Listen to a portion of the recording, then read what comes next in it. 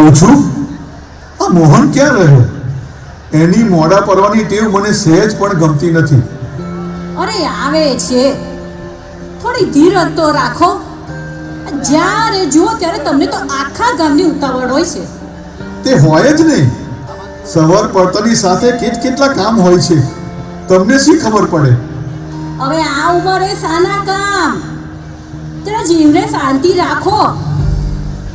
લો, આવી ગયો મોહન. બાપુજી, મને ખબર છે કે તમારે બેસવું પતાવીને બેંકમાં જવાનું છે. ચાલો. મોહન, તું મને પહેલા મંદિરે મૂક્યો. બાપુજી, તમે થોડી વાર રાહ જુઓ.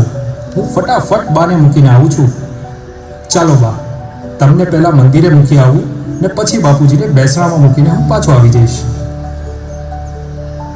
લ્યો બોલો. હું ક્યારનો તૈયાર ઊભો છું, પણ આ મહિલાઓને સવારે સવારે બબડાટ બહુ હોય છે.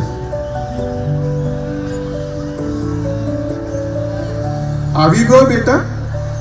મીનુ, તું કહેતી હતી કે અમારી સ્કૂલમાં કોઈ ઇન્સ્પેક્ટર આવવાના છે, તેનું શું થયું?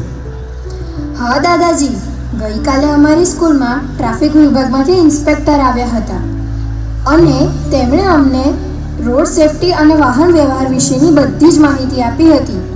તેઓ કહેતા હતા કે ટુ વ્હીલરવાળા દરેક વાહન ચાલકે હેલ્મેટ પહેરવી ફરજિયાત છે, જેનાથી અકસ્માતના સમયે જોખમ પણ ના રહે. સાચી વાત છે બેટા. આપણે આપણી સલામતી આપણે જાતે જ રાખવાની છે. અરે, આ મોહન ભારે ઉતાવળિયો છે. હેલ્મેટ અહીં જ ભૂલી ગયો. આજકાલ શહેરમાં લોકો બેફામ રીતે વાહન હંકારે છે.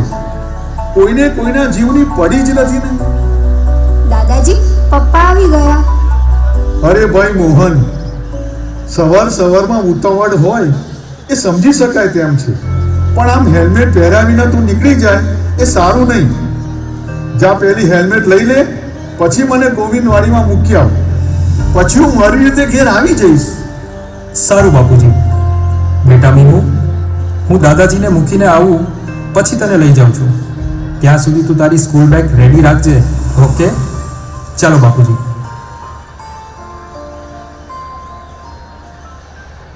મીનુ, ડેડી ક્યાં ગયા? એ દાદાજીને મૂકવા ગયા છે અને પાછા આવશે ત્યારે મને લઈને જશે. હા હા, તમે બંને જઈ આવજો. ત્યાં સુધી તમારી સ્કૂલ બસે આવી જશે. મીનુ, પિન્ટુ, તમારી બધી વસ્તુઓ રેડી કરીને મૂકી છે.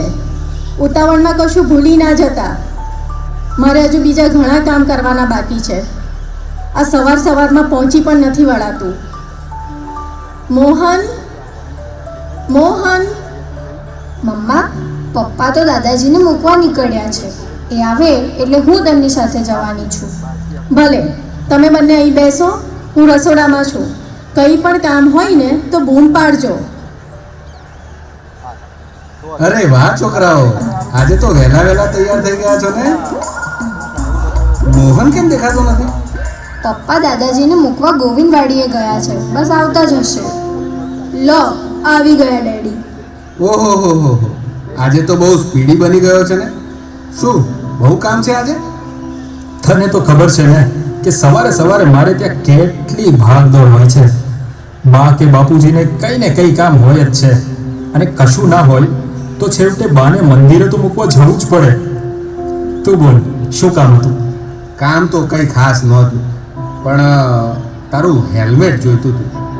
આજે છે ને મારે બહારગામ જવાનું છે. હા, તો એમાં શું, લઈ જજે ને. તને ના પડે ક્યારે? પણ એક કામ કર, હું આ છોકરાઓના કામ પતાવીને આવું પછી તું લઈ જજે. ઓકે? ઓકે ઓકે, હું છે ને અડધો કલાક પછી આવું. હા, ચાલ હું નીકળું. આ મફતભાઈ શું કામ આવ્યા હતા? તને તો ખબર છે ને કે મફતનું મળતું હોય ત્યાં પહેલો જાય. કહે કે તમારું હેલ્મેટ આપજો ને, આજે મારે વાઈફની સાથે બહાર કામ જવાનું છે. એટલે તમે ના તો પાડી જ નહીં હોય. કહ્યું હશે કે હા, એમાં શું, લઈ જજે. આ રોજ છાપામાં, ટીવીમાં ભયંકર અકસ્માતના કેવા સમાચારો જોવા મળે છે. આ મફતભાઈ જોડે વાહન છે તો હેલ્મેટ લેતા શું થાય છે? તમે કંઈ પણ બહાનું કાઢીને ના પાડી દેજો. એમને તો ટેવ પડી ગઈ છે મફત માંગવાની. મને ખબર છે તું સાચી છે, પણ પડોશી ધર્મ તો નિભાવવો જ પડે ને. સારું સારું, ચાલ મને હવે બીજા કામ કરવા દે. તે મેં તમને ક્યાં પકડી રાખ્યા છે? કરો ને તમારા કામ, પાછા તમારે ઓફિસે જવાનું મોડું ના થાય. તો તું જ કહે, હું શું કરું? સમય બચે તો હું વહેલો નીકળી શકું ને. આ બધા કામ કરવામાં મારે કેટલો સમય જાય છે. ના કરું તો પણ સાંભળવાનું, કરું તો પણ. બોલ હવે, તારી કોઈ ફરમાઈશ છે? ના ના, મારી શેની ફરમાઈશ? હવે એ જમાનો ગયો. હવે તો જવાબદારીનો જમાનો ચાલે છે. જો સહેજ પણ ચૂકી જઈએ ને તો ફેલ સમજો. જાઓ હવે આ છોકરાઓના કામ પતાવો, ત્યાં સુધી હું તમારે માટે ટિફિન રેડી રાખું છું. ચાલ બેટા મીનુ.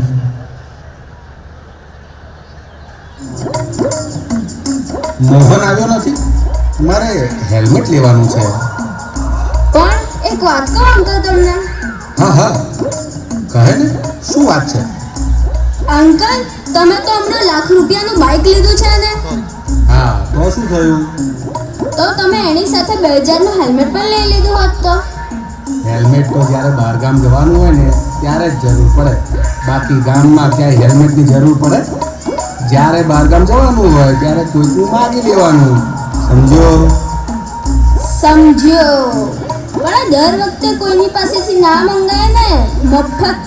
અંકલ, લે, કેવી વાત કરે છે? તો પછી પડોશી શું કામના? પણ તમે ક્યાં કોઈને કશું આપો જ છો? ઉપરથી તમે બીજા પાસેથી માંગતા હોવ છો. ચાલ, હવે તારી સ્કૂલ બેગ અને લંચ રેડી કરી દીધું છે ને? હા મમ્મી, એ તો હું મારા બસની રાહ જોઈને બેઠો છું. ઓકે, ભૂલ્યા વગર તારી બધી વસ્તુ લઈને જજે. પણ આ પિન્ટુના પપ્પા હજુ આવ્યા કેમ નહીં? 100 વર્ષનો થવાનો, તને યાદ કર્યો અને તું આવ્યો. લો તમારું ટિફિન અને આ બેગ તૈયાર કરીને જ ઊભી છું. ચાલો મમ્મી ડેડી, હું નીકળું છું. મારી બસ આવતી જશે. બાય. બાય બેટા. અને મોહન, તમે આ હેલ્મેટ વિના જશો? મફતભાઈ, આ હેલ્મેટ એમને આપો. હા હા હા, આ તો તમે એમને ટિફિનને બેગ આપીને એટલે મેં હેલ્મેટ હાથમાં લીધું. હાશ. બહુ બેટા, લ્યો અમે આવી ગયા. બધા પોતપોતાને ઠેકાણે પડી ગયા ને? હા બાપુજી, પિન્ટુ અને મીનુ સ્કૂલે ગયા અને પિન્ટુના પપ્પા ઓફિસે જવા નીકળી ગયા. હા બાપુજી, હું તમારા માટે પાણી લઈને આવું છું.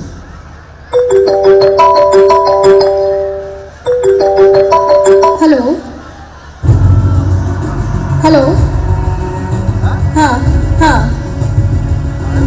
હા. શું બાપુજી? બાપુજી, શું થયું? રાધા, શું થયું? શું થયું? શું થયું હો બેટા? હલો હલો હલો, કોણ? હા હા હા, હું મોહનના પિતાજી બોલું છું. શું કહ્યું? મોહનને એક્સિડન્ટ થયો છે?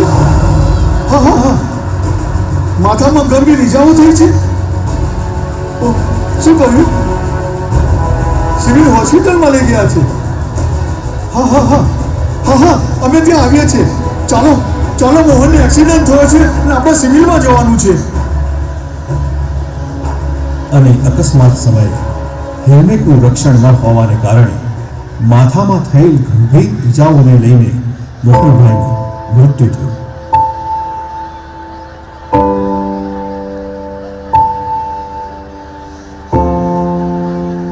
મને મને માફ કરી દો, આ બધું મારા કારણે જ થયું. આ નાનકડી ભૂલને કારણે હવે આપણે આખી જિંદગી ભોગવવું પડશે. આ હેલ્મેટ તો પિન્ટુના પપ્પા પાસે હતું, તમારી પાસે ક્યાંથી? હા, લઈને તો મોહન જ નીકળ્યો હતો, પણ મારે બહારગામ જવાનું હોવાથી મેં તેની પાસેથી લઈ લીધું હતું. મને શું ખબર કે આવો અકસ્માત થશે. અંકલ, તમે મારા પપ્પાનું હેલ્મેટ ના લઈ ગયા હોત તો આજે મારા પપ્પા જીવતા હોત.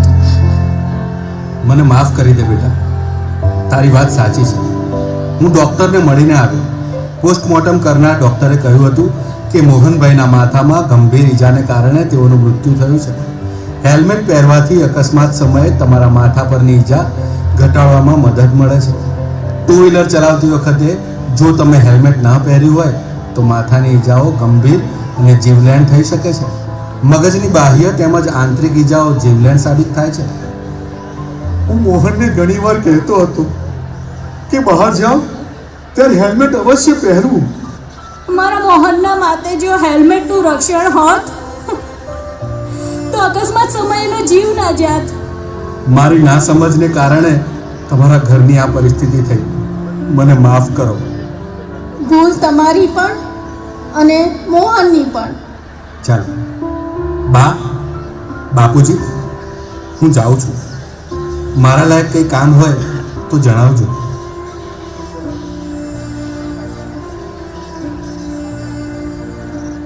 મોહન, મોહન, અમને બંધારણ નોંધારા મૂકીને તું ક્યાં ચાલ્યો ગયો? અમે બંને ઘરડાઓ, અમારો નાનો પિન્ટુ, મારી મીનુ. ઓ બેટા, હવે તારું શું થશે? મને તો આ વિચારોથી જ ગભરામણ થાય છે. હે ભગવાન, તારે ત્યાં શું ખોટ હતી કે તે અમને આવડી મોટી ન પૂરાય એવી ખોટ પાડી? બા, બાપુજી, આમ હિંમત ના હારશો. વહુ બેટા, કમાતો એકનો એક દીકરો આમ અચાનક ચાલ્યો જાય ને ત્યારે ભલભલાની કેવટ તૂટી જાય છે. હવે આ ઘર ખર્ચ, અમારી દવાઓ, આ પિન્ટુ ને મીનુની સ્કૂલની ફી, આ બધો ખર્ચ કેવી રીતના કાઢીશું? આ બધી જવાબદારી કેવી રીતના પૂરી કરીશું? બા, તકલીફ તો રહેવાની અને જવાબદારી પણ વધી જવાની, પણ બધું જ ઠીક થઈ જશે. તમે ચિંતા ના કરશો. વો બેટા, તારી બધી જ વાત સાચી છે, પણ એક હેલ્મેટ ન પહેરવાને કારણે દીકરાના જવાથી પરિવારમાં કેવી પરિસ્થિતિનું નિર્માણ થાય છે એ તો આપણા પરિવારથી વધારે કોણ જાણી શકે? હવે બીજાને શું દોષ દેવો? હે ભગવાન, તે અમારી સાથે આવી ક્રૂરતા કેમ કરી? તે મારા મોહનને નથી માર્યો, મારા આખા પરિવારના એકના એક આધારને છીનવી લીધો. ઘરનો કમાતો ધમાતો એકનો એક દીકરો અકસ્માતમાં મૃત્યુ પામે છે અને તે પછી દિવસે દિવસે ઘરની આર્થિક પરિસ્થિતિ કથળતી જાય છે.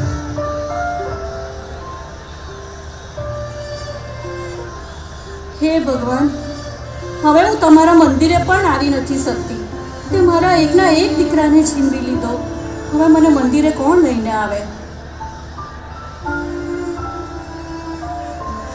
મમ્મી, સ્કૂલની ફી ભરવાનો સમય થઈ ગયો છે. આજે જ મારા સાહેબે મને જલ્દી ફી ભરવાનું કહી દીધું છે. મીનુની એ ફી ભરવાની છે. હા બેટા, મને ખબર છે કે ફી ભરવાની છે. હું તારા દાદાને વાત કરું છું. કદાચ પિન્ટુના પપ્પા હોત તો મારે ફી માટે કોઈની ચિંતા ન કરવી પડતી. કેમ હું બેટા, બહુ ચિંતામાં લાગો છો ને? શું વાત છે? બાપુજી, પિન્ટુ અને મીનુની સ્કૂલની ફી ભરવાનો સમય થઈ ગયો છે. શાળામાંથી પિન્ટુના સાહેબે ફી માટે કહેવડાવ્યું છે અને ઘરમાં પણ કેટલીક વસ્તુઓ ખૂટી ગઈ છે, તે પણ લાવવાની છે. મોહનના ગયા પછી ઘરમાં આર્થિક તકલીફ ખૂબ વધી ગઈ છે. હા બહુ બેટા, એ વાત સાચી છે. હવે આપણે મારા પેન્શન ઉપર જ જીવવાનું છે. આપણે થોડી કરકસર કરી લઈશું. જો બેટા, આ કાગળો આખી સોસાયટીમાં વેચી આવો. શેના કાગળો છે મફતભાઈ? ટ્રાફિક નિયમોને લગતા કાગળ છે, જેમાં દરેક સૂચનાઓ અને હેલ્મેટ અને ટ્રાફિકને લગતા કાયદાઓનો અમલ કેવી રીતે કરવો તે છાપ્યું છે. લોકોમાં જાગૃતિ આવે ને તે માટે. સરકાર તો બધી જાગૃતિ ફેલાવે છે, પણ લોકો ક્યાં તેનો અમલ કરે છે? સાચી વાત છે. આપણે જ જાગૃત થવું પડશે. આપણી સલામતીની જવાબદારી પણ આપણી જ છે. વડીલ, જો મોહનભાઈએ હેલ્મેટ પહેરેલ હોત તો કદાચ હાથ પગમાં ઈજા થાત, પણ તેઓનો જીવ બચી જાત. પણ ટ્રાફિકના નિયમોનું પાલન ન કરવાથી ઘણા અકસ્માતો જીવલેણ સાબિત થાય છે. અને વડીલ, આ અકસ્માતમાં જો મોહનભાઈને અકસ્માત સમયે કોઈ રાહદાર વ્યક્તિએ ગોલ્ડન અવરમાં હોસ્પિટલ પહોંચાડી મદદ કરી હોત તો તેમનો જીવ બચી જાત. અને આવી રીતે મદદ કરનાર વ્યક્તિને રાહવીર એવોર્ડથી સન્માનિત કરી સરકાર દ્વારા તેઓને ₹25,000નું ઇનામ પણ આપવામાં આવે છે. આ તો આપની જાણ સારું કીધું, કારણ કે આવી યોજનાઓથી મોટાભાગની વ્યક્તિઓ અજાણ છે. આપ પણ આપના ઓળખીતા તમામ વ્યક્તિઓને આ યોજનાઓથી વાકેફ કરશો. અને આ સિવાય પણ સરકારશ્રીની નવી યોજનાઓ શરૂ થઈ ગઈ છે, જેમાં રોડ અકસ્માતમાં ઈજા પામનાર વ્યક્તિને ₹1.5 લાખ સુધીની કેશલેસ સારવાર મળી શકશે. હવે તમારી સાથે જે થયું તે કોઈ બીજા પરિવાર સાથે ન થાય અને કોઈના ઘરનો આધાર ના છીનવાય. તો આ સાથે સૌ નાગરિકોને મારી અપીલ છે કે ટ્રાફિકના નિયમોનું અવશ્ય પાલન કરે અને 2 વ્હીલર વાહન ચલાવતી વખતે અવશ્ય હેલ્મેટ પહેરે. આપણી સુરક્ષા આપણી જવાબદારી.